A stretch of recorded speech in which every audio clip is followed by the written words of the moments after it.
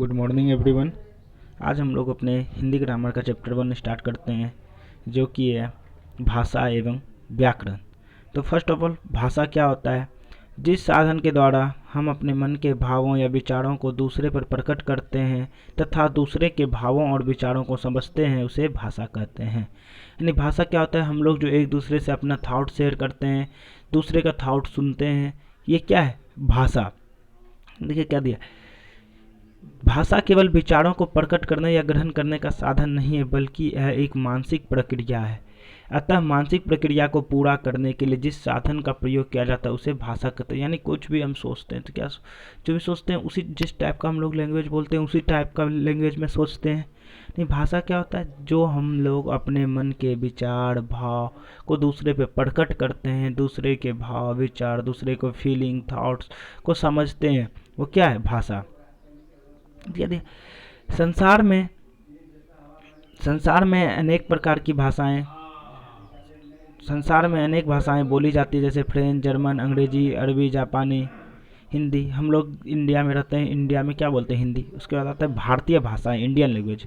भारत एक विशाल और बहुभाषी देश है। यहाँ कई भाषाएं बोली जाती जैसे हिंदी, संस्कृत, उर्दू, ओडिया, कश्मीरी, गुजराती, तमिल, असमिया। ये सब भाषा हम लोग देखते हैं अपने लोकल में। हम एक जगह से दूसरे जगह जाते हैं, हम लोग जैसे कटिहार में रहते हैं तो यहाँ पे हिंदी बोलते हैं, केरल में लोग इंग्लिश बोलते हैं, बंगाल में लोग बंगाली बोलते हैं। यानी हर जगह का जो लोग है, अदर स्टेट में अदर जगह पे क्या होता है, वहाँ पे भाषा चेंज होता है। यानी इंडिया में क्या होता है, बहुत तरह का भाषा बोला जाता है। नहीं जाता है भाषा की आवश्यकता। तो भाषा की ज़रूरत क्यों पड़ी? नहीं, अगर हम लोगों को किसी से कुछ लेना हो, किसी को कुछ बताना हो, किसी का कोई चीज़ जानना हो, क्या करेंगे?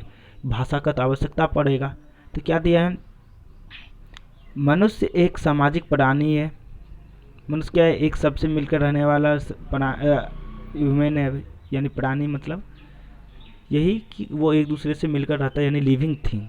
उसे समाज में रहते हुए जीवन की विभिन्न आवश्यकताओं का पूरा करना पड़ता है, इसलिए उसे कभी अपने मन के विचारों को प्रकट करना पड़ता है तो कभी दूसरे के विचारों को समझना पड़ता है।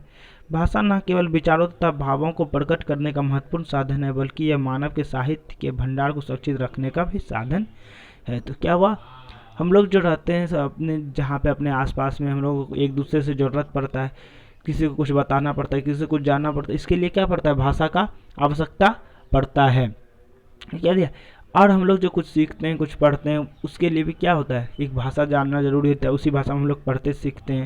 नहीं तो भाषा के रूप, मनुष्य भाषा का प्रयोग करके निम्नलिखित दो प्रकार से कर सकता है। एक क्या है? मौखिक भाषा, दूसरा लिखित भाषा। मौखिक भाषा मीन्स बोलकर, लिखित भाषा मीन्स लिखकर। तो मौखिक भाषा क्या होता है? जब दो या दो से अधिक व्यक्ति अपने मन के विचारों को बोलकर प्रकट करता है। जैसे हम लोग बातचीत करते हैं, जैसे कोई नेताजी भाषण देते हैं, क्या करते हैं? वो बोलकर बताते हैं, बोलकर अपना जो भी बात रखता है उसको रखते हैं। इस टाइप की भाषा क्या बोलते हैं? मौखिक भाषा। और वही लिखित भाषा, जब व्यक्ति अपने मन के विचारों या वाक्यों के माध्यम से लिखित रूप में व्यक्त करते हैं तो उसे लिखित भाषा कहते हैं। नहीं, कोई भी लेटर, कोई भी न्यूज़पेपर, ये सब में क्या होता है? लिखा हुआ रहता है। इस टाइप को लिखित भाषा बोलते हैं।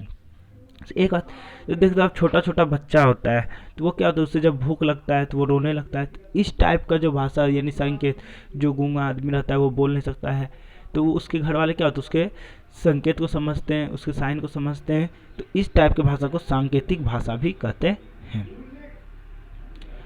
नेक्स्ट है भाषा के अंग। भाषा वर्णों, शब्दों तथा वाक्यों की सहायता से बनती है, अतः लिखित भाषा के 3 अंग होते हैं। यानी जो हम लोग भाषा लिखते हैं उसके 3 पार्ट होते हैं, एक वर्ण होते हैं, एक शब्द होते हैं और एक वाक्य होते हैं। इस सब के बारे में आगे होगा। नेक्स्ट आता है लिपि। लिपि क्या होता है? किसी भाषा की लिखने की पद्धति को लिपि कहते हैं। जैसे हम लोग हिंदी में लिखते हैं उसको देवनागरी लिपि कहते हैं, इंग्लिश में जो लिखते हैं उसे रोमन कहते हैं। यह अलग अलग भाषाओं की अलग अलग लिपियाँ हैं। अंग्रेजी भाषा की लिखी रोमन, पंजाबी लिपि गुरुमुखी, उर्दू को फारसी, हिंदी और संस्कृत भाषा देवनागरी में लिखी जाती है। यानी इस जो लिखा जाता है ये क्या हो गया? देवनागरी लिपि। ABCD रोमन लिपि। यानी इस टाइप का जो है ये लिपि होता है। नेक्स्ट आता है बोली।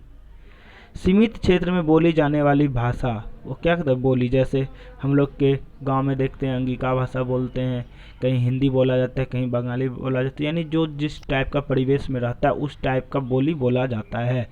तो वहाँ पे लोकल लैंग्वेज जो होता है, जो घर में बोला जाता है भाषा, उसे बोली कहते हैं। नेक्स्ट आता है व्याकरण। व्याकरण क्या होता है? व्याकरण वह होता है जो हमें शुद्ध शुद्ध बोलना, लिखना, पढ़ना सिखाता है। वह शास्त्र जिसके द्वारा हम भाषा के शुद्ध रूप का ज्ञान प्राप्त करते हैं, यानी कोई भी सेंटेंस सही है या गलत है, इसका जो पता चलता है वो किससे पता चलता है? वो पता चलता है व्याकरण से। जैसे यहाँ पे आपको कुछ एग्जाम्पल दिया है, हम जाती हैं, ये सेंटेंस गलत, हम जाते हैं होगा। लाओ मेरे लिए एक गिलास, ये होगा मेरे लिए एक गिलास, मेरे लिए पानी का एक गिलास लाओ। मीना खाना खाएंगे, तो इसका सही रूप क्या होगा? मीना खाना खाएगी। यही जो बताया जाता है कि क्या हुआ? व्याकरण।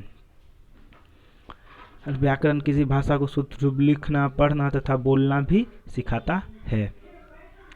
और इसी के आधार पर व्याकरण को 3 पार्ट में बांटा गया, एक वर्ण विचार, एक शब्द विचार, एक वाक्य विचार।